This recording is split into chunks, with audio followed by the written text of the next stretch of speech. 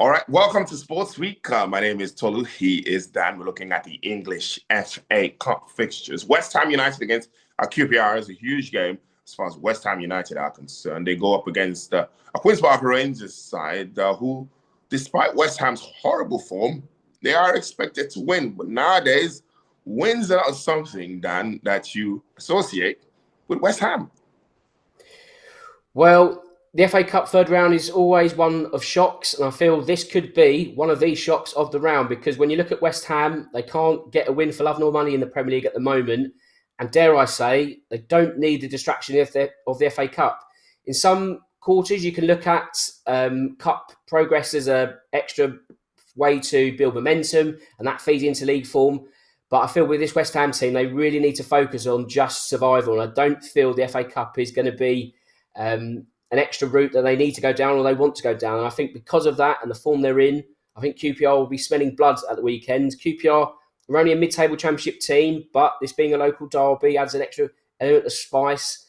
Add the way that West Ham lost to Nottingham Forest on Tuesday. They were 1-0 up. They had the ball within the goal for a second, which was wiped out. And then from there, it all fell apart. So the mood is really, really low at the London Stadium at the moment. And I feel that is something that QPR can really tap into. Should that be the case and West Ham crash out the cup, it could be the end of Nuno's reign at West Ham as well, because we're in that sacking season. It's not really worked under the Portuguese coach. There's still enough time to revive West Ham's survival bid, albeit there's a big gap between Nottingham Forest and themselves, but there's still games there. But they're going to have to sort of decide whether Nuno's the man to take them towards the end of the season. And if they lose in the FA Cup, that decision might be made for him. You said something in the build-up about them not needing distraction of the FA Cup.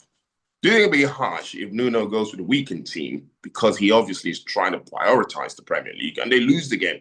Will that still be used in the grand scheme of assessing whether or not he stays in the job or gets sacked?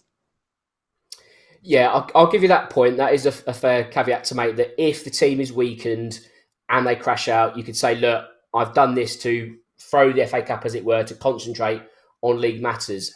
However, if he went strong and they still lost, I think that threat then comes back to the fore. So that might be the saving grace, but I just don't see West Ham using this as a priority.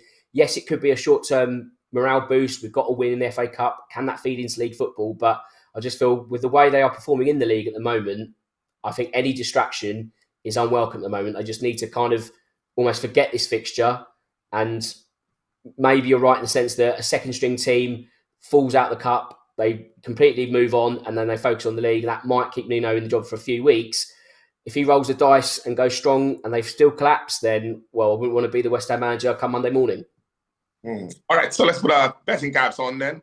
What's the betting angle for this clash between West Ham and Queen's Park Rangers?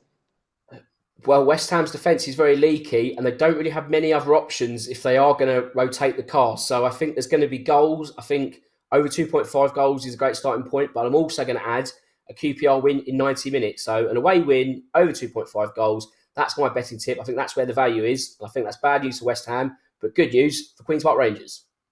Wow. Bold prediction. Thank you very much, Dan, as always. No problem, Tolly. Thank you.